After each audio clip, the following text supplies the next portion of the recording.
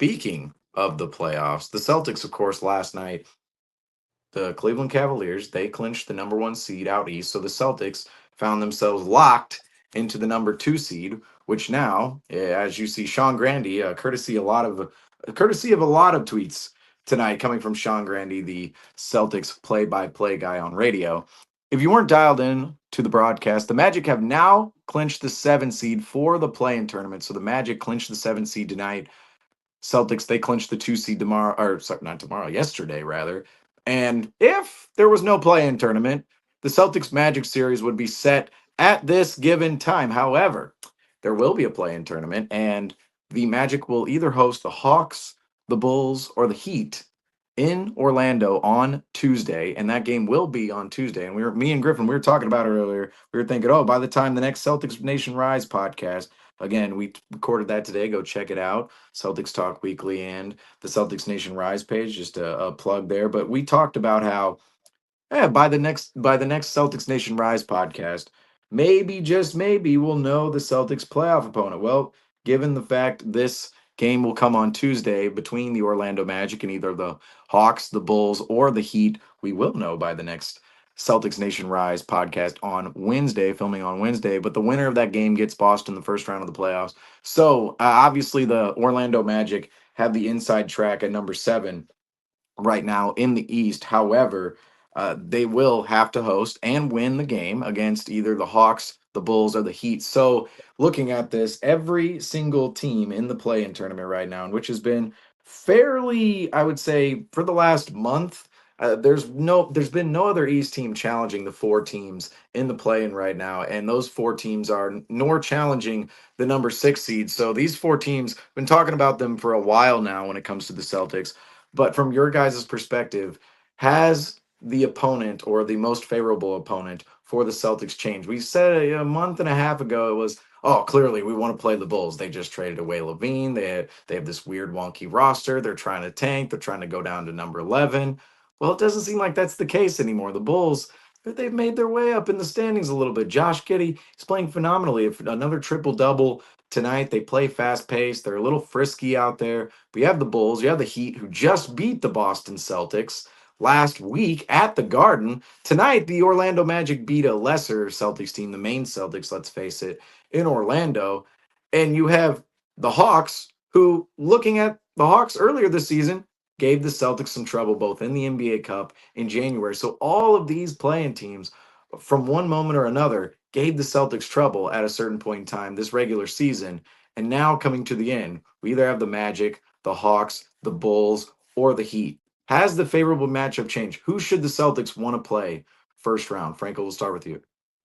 Who the Celtics should want to play is either the not nerd 10 seed, which they won't have the advantage of being able to play because of the fact that they lost the number one seed, and those two teams that would most likely either be Chicago or Miami.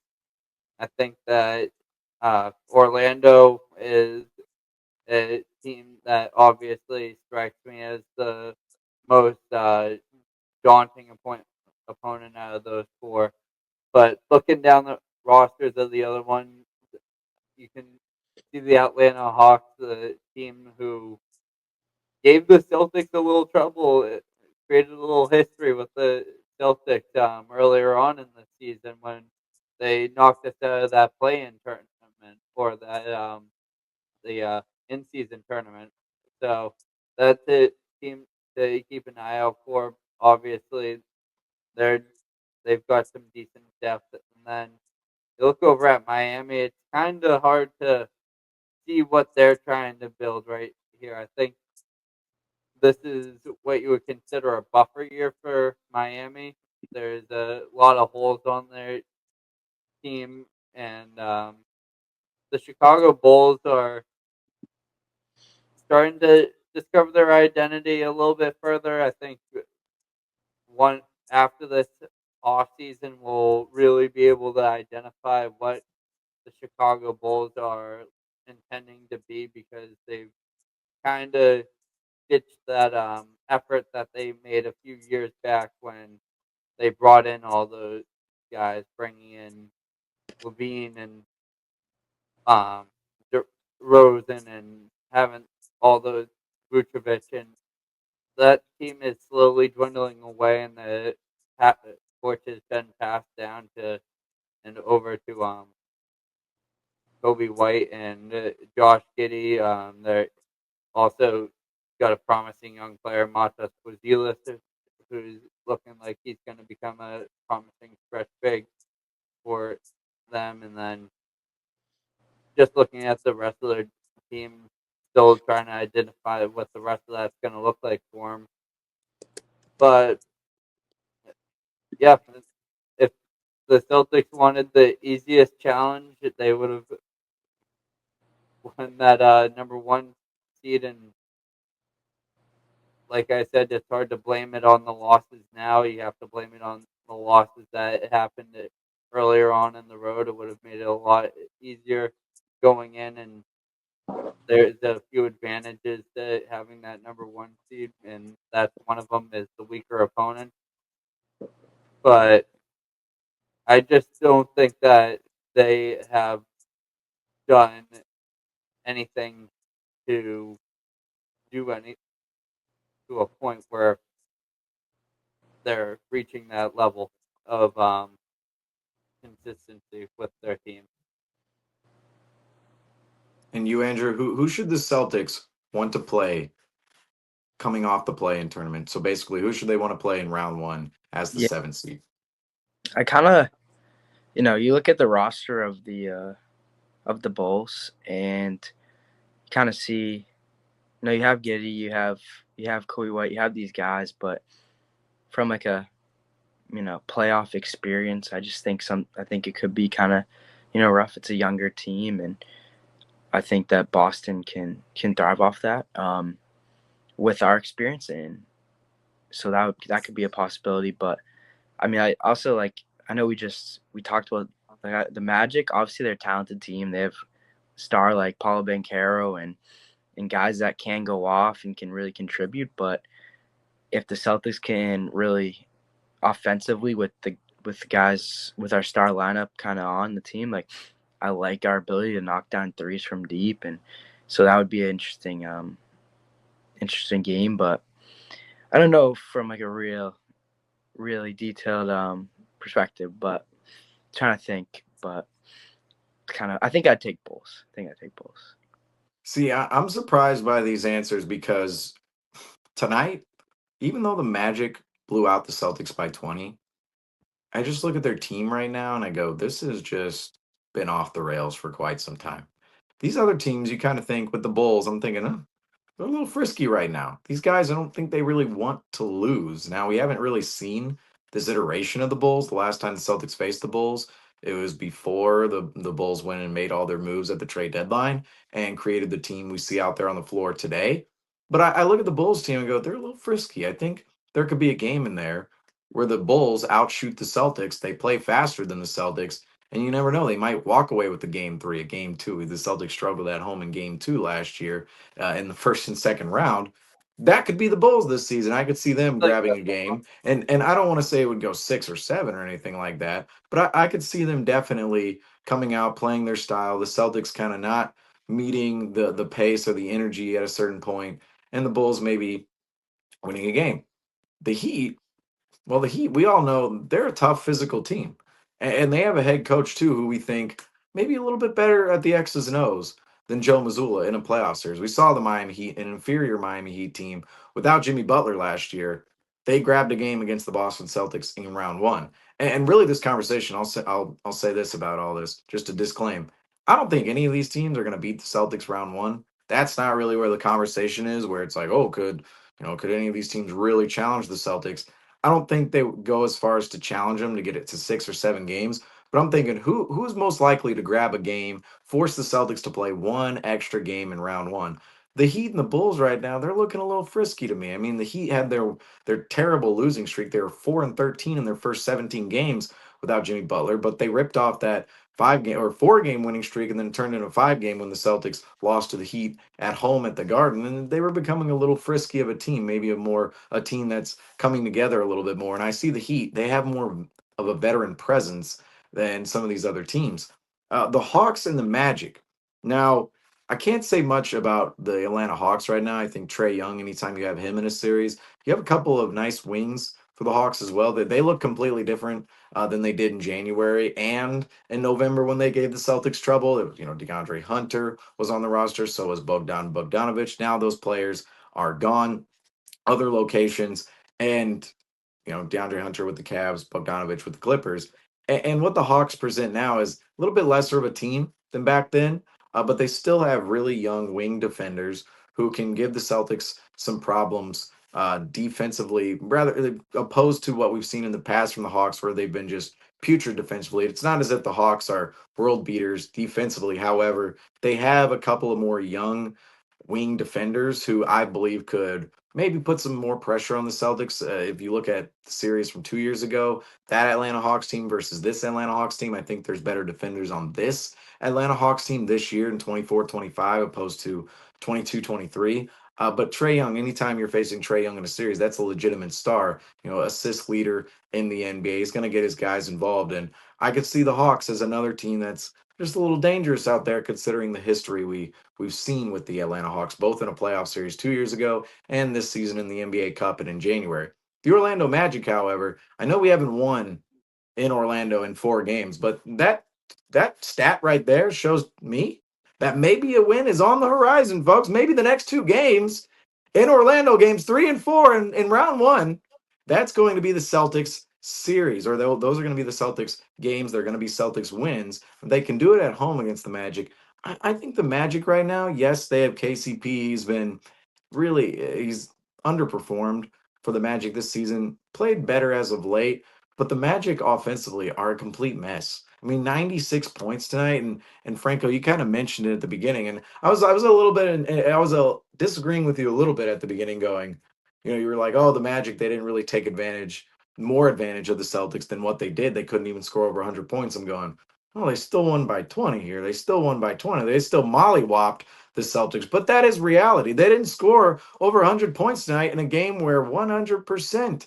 they should have scored over 100 points, given what the Celtics were putting out there on the floor. And I think if the Celtics, they bring their offense in that series against the Magic, I hate to say it, but the defensive side of the floor is not going to be as big as the offensive end in that series, because I don't think the Magic can score on the Celtics. I don't think they can score in general against any NBA team.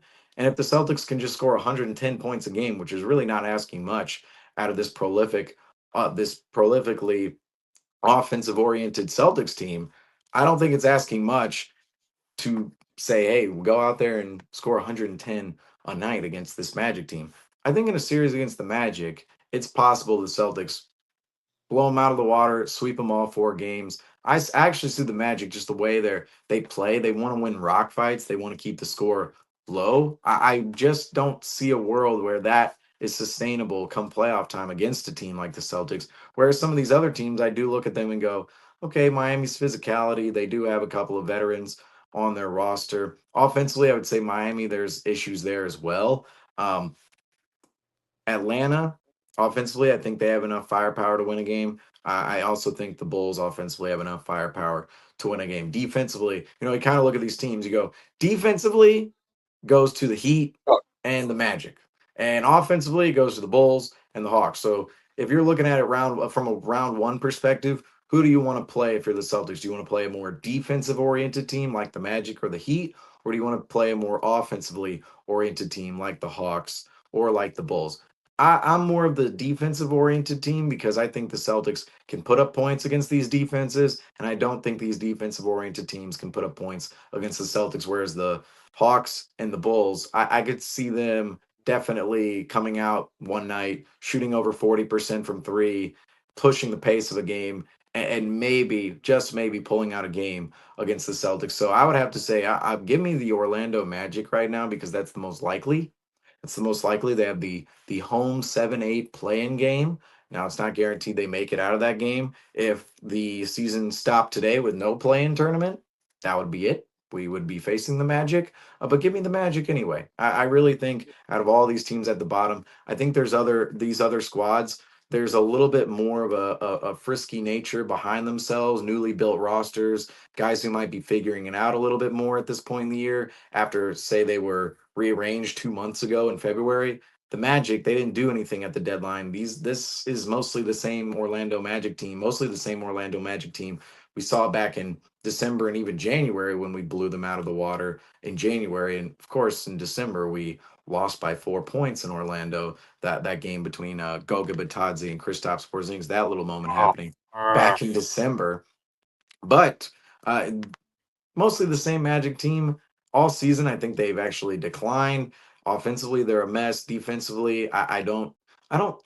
The Magic are going to play well defensively. They're going to get after it on that end of the floor. But I just think when you can't score in a playoff series and the other team is running downhill at you, you have Jason Tatum, Jalen Brown, White, Holiday, Porzingis, Horford, all didn't play tonight, of course, as we mentioned earlier on the broadcast. But when you have those guys going downhill at you, those guys hitting shots, facilitating for others, the morality of the defense, the final 4 games of a season in which has been now just a throwaway season for the Magic. I mean, it's one of those 2021 seasons for the Magic where they have a young team. They make a little bit of a run last year, a surprise run, send it to game 7 against the Cavs.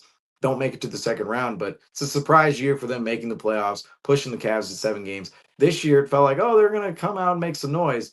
And it was just a step back here. That's how 21 went for the Celtics. We've seen contending teams have these years. The Denver Nuggets back in 21, 22, without Jamal Murray, even 21. Those years, those kind of throwaway years for the Nuggets, trying to compete for the title after making the Western Conference Finals. They, of course, win the title afterwards because of those throwaway seasons. You see, that's where the Magic are. There, this is a throwaway year, and I think with if you had a playoff series, if you were to play out a playoff series between the Magic and the Celtics, I think the Magic, their morality, they strike me as a team with a lowering morality for actually getting after it, specifically on the defensive end of the floor. This has been just not a season anybody expected in Orlando. And I mean, you look at the record at the bottom going by just now 40-40. Nobody expected the Magic to be 500 or battling to go above 500 for the final 2 games, in the final 2 games of the regular season. I think in a playoff series, compared to some of these other young teams, Magic, they still have some young talent, but compared to some of these other teams, I think the Magic could look at it going, this season we just haven't been able to get it done. We've been declining this entire time, and I think if they can't score any points offensively, they continuously see the Celtics run downhill at themselves offensively. From the Celtics perspective, I think defensively, the Magic, I think they could wane just a little bit from that motivational standpoint. So I'm just saying, give me the Magic, Orlando Magic. Let's. They beat us twice in the regular season, but I want them in the playoffs. I think the Celtics could sweep the Magic in the playoffs with their top 6 right now, and some of these other teams I think could be just a little friskier, just a little friskier than the Magic. And I just want to note this too: the Magic, I think their season really ended when Jalen Suggs went out of the lineup. Jalen Suggs is the heart and soul of that team. I think he's a better Marcus Smart for that team. I compared him to Marcus Smart at the beginning of his career, but let's face it, Jalen Suggs has way more of an offensive game yeah. than Marcus Smart. And now, Smart's a little older, and Jalen Suggs is probably a better defensive player at this point in his career. Now, does he get a defensive player of the year nod like Marcus Smart? We don't know in his career, but I think you look at a player like that, once he left the lineup, it made no sense. It makes no sense as to why the Magic are as bad as they are offensively without him. They're shooting. It just you take one player out of the lineup, your team shouldn't be shooting or producing as terribly as the Magic have done offensively throughout the second half of the season. But regardless, Jalen Suggs, he's made a big impact on that Orlando Magic team, and ever since he stepped out of the lineup, they just haven't quite been the same. That's another reason I would say the Celtics, they want to face the Magic round one, is because the Magic, out of all those teams, right at the bottom of the play-in, they're the one team really, really, really missing a key piece. Every other team, they have most of their pieces and they might not be as talented, right? But the Magic, they're missing a legitimate key piece, and which makes their team go round, makes them win games, brings wins home to Orlando.